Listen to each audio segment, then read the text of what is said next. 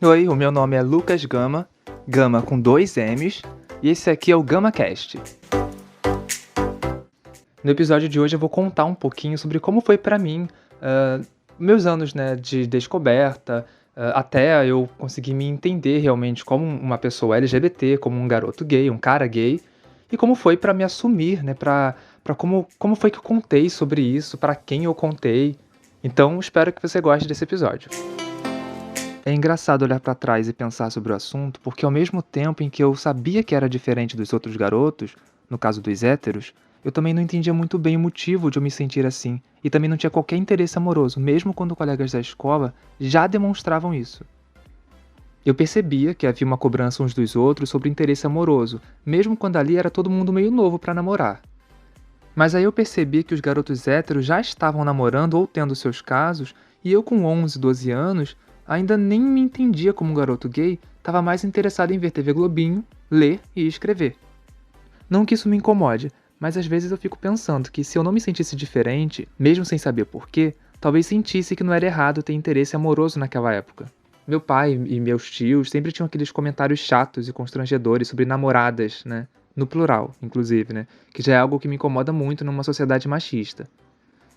Então, se a gente tivesse a liberdade de nos descobrir gays, até que ponto a gente teria a liberdade de poder namorar?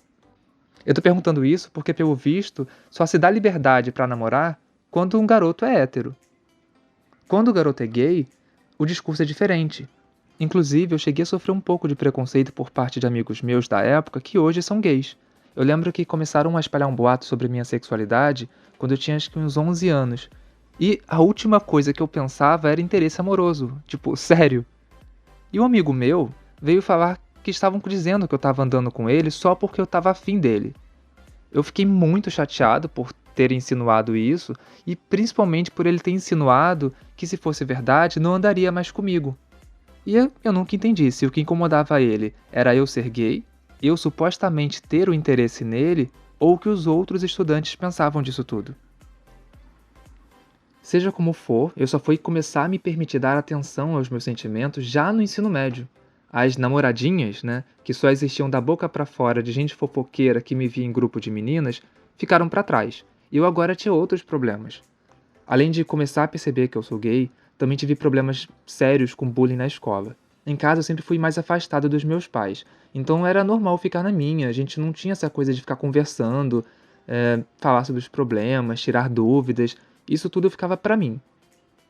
E eu me acostumei tanto com isso que eu nunca senti necessidade de ir até eles desabafar ou pedir conselhos.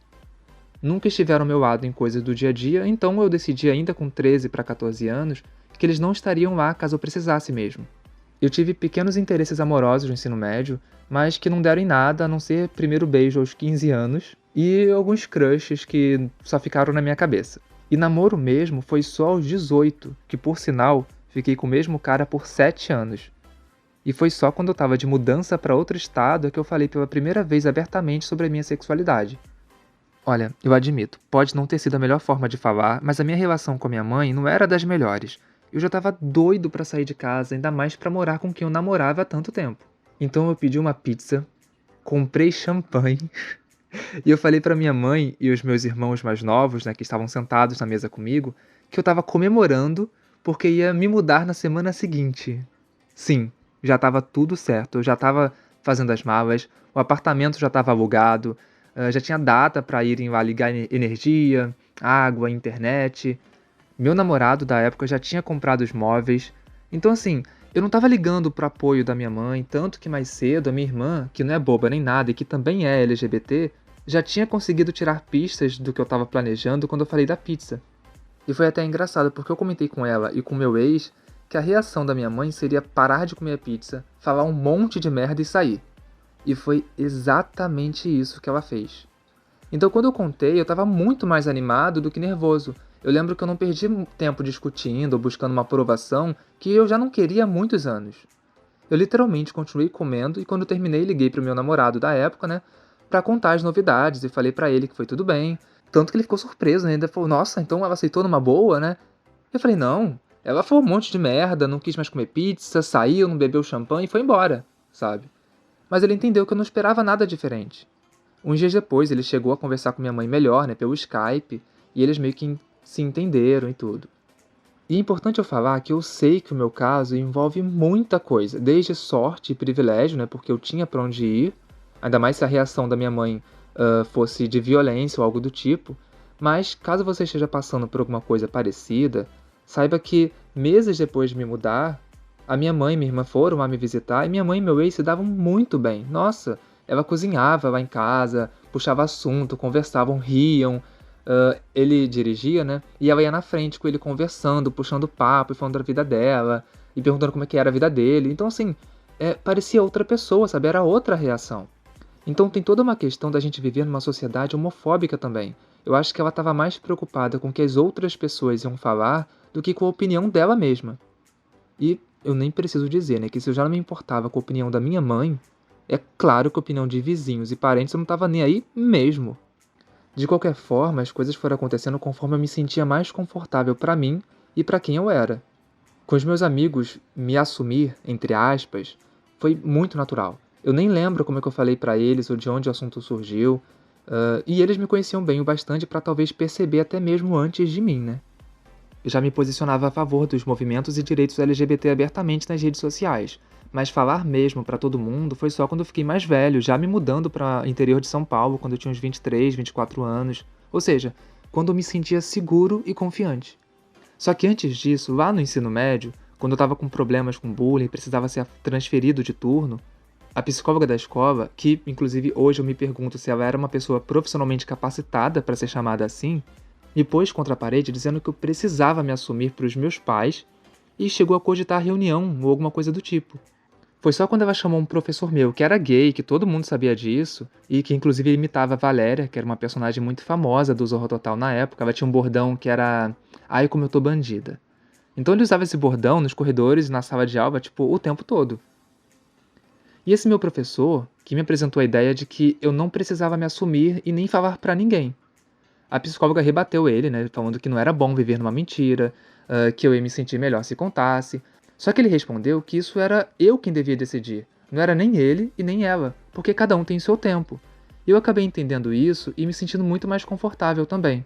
Teve um outro episódio com essa psicóloga que me incomodou bastante, que foi quando ela tentou outra vez me convencer a me assumir. Eu não sei realmente qual que era a intenção dela, se ela pensava mesmo que eu ia me sentir melhor, não guardando segredos, ou se ela esperava que meus pais tomassem alguma decisão que, mesmo com uma eficácia duvidosa, ela não teria poder para interferir. Nessa época era moda no colégio os garotos andarem com um leque enorme que fazia um barulhão quando você abria ele de uma vez. E ela me comparou com eles dizendo que quando eu me assumisse, eu ia poder fazer igual, andar com roupas coladas e tal. E eu respondi que não ia mudar nada, eu só gostava de meninos. E que ainda era a mesma pessoa e faria as mesmas coisas de sempre. Eu pensei que ela fosse entender, mas parecia que quanto mais eu falava, mais claro ficava que ela achava que ser gay era um cara que andava soltando glitter por onde passava e que era um, abre aspas, povo animado, sabe, com roupas coladas ou femininas. E tipo, tudo bem se for isso que a pessoa quer, mas hoje eu percebo que na época, principalmente, tinha muita informação sem noção rolando por aí. Tinha quem pensasse que ser gay era querer ser mulher. E isso era numa época onde não existia quase nada de discussão sobre identidade de gênero, por exemplo.